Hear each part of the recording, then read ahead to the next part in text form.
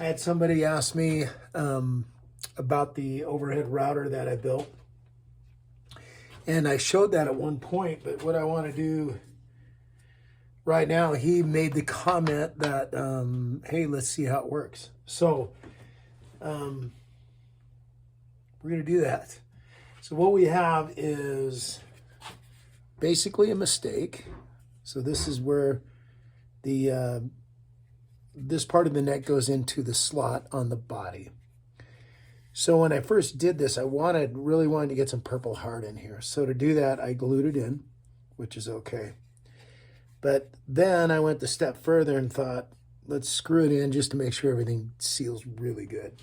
So what happened then is when I started carving the neck, you can see this area here where I started carving it and it ran into the hole. So that was a bummer.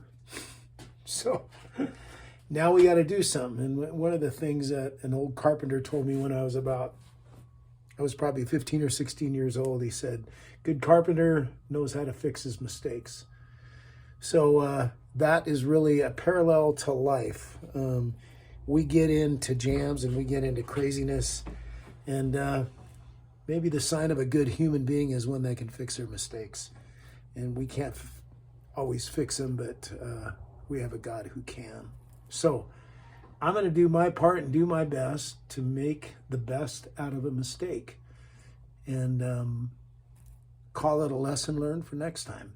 We'll come up with some different things to do here in the future. So we're going to try this. Got a 1/2 inch router bit in here. I need a guide. It's the router bit has a bearing on it, and this is my guide, and I use double face tape because I don't want to put any screws in this. I'm not a big believer in that. Sometimes things can let loose, so I want to be very careful with that. If it comes loose, it comes loose, and we'll figure that out when we get there. But we've done all we can on this side, and I put it in the clamp, in the vise, I should say, and clamped it in really tight. So the idea is we have a piece of purple heart, the same purple heart that we have here, and we're going to go down probably about 1/4 of an inch. So we're not going to use all of this. Go down about 1/4 of an inch. We'll glue this piece in, and then we'll go back to carving the neck and getting the neck and the body to align very nicely. So, mistakes and all, here we go. We'll see how this baby flies.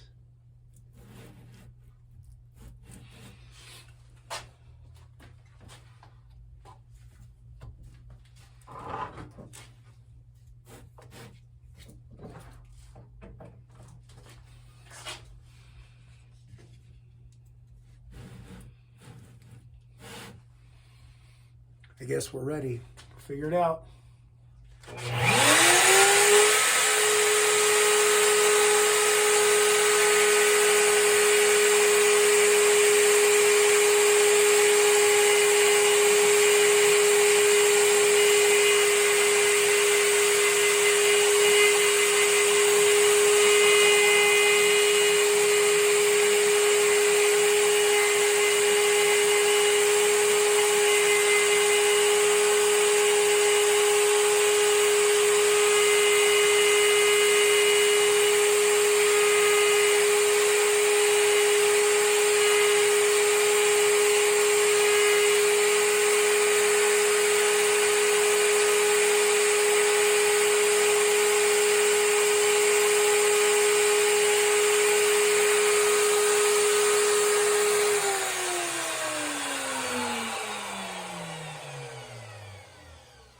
So far, so good. I can feel it want to pull a little bit, and that's what makes me nervous. One thing I didn't mention, this neck right now is radiused at 12-inch radius. This is a 12-inch radius sanding beam. So in order to get this flat, I just laid it in here. So that's where we're at. Away we go.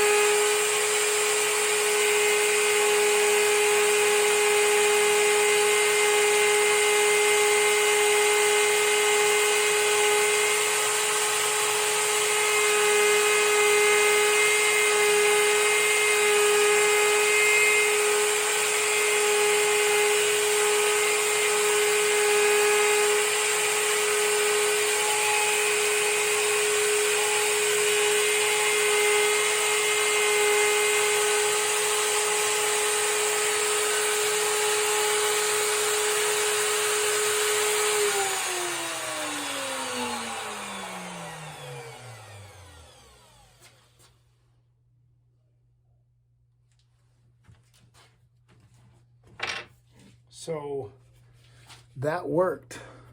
I don't know if I can get this so you can see it. We're actually down about 1/8 of an inch. But you know what? 1/8 of an inch works.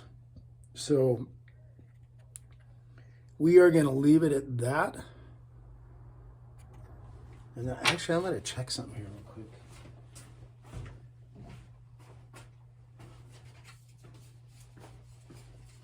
I have a thinner piece, but it's a little bit too thin. So anyway, we'll use this piece. We'll mill it down, and it really fits nice. Really fits sweet. So we will go with that. So mission partially accomplished. Pop this guy off. That's good that it stayed on there good. That had me nervous. The double face tape leaves a little bit of goop on it, and it just drives me crazy. I'm not as much of a fan of it as I was when I first started doing this. There's another way to do it, which might go back to that at some point. That's the old super glue and tape. It works, but it comes loose too, so that's that. Make the mistake, fix the mistake. Aloha, take care.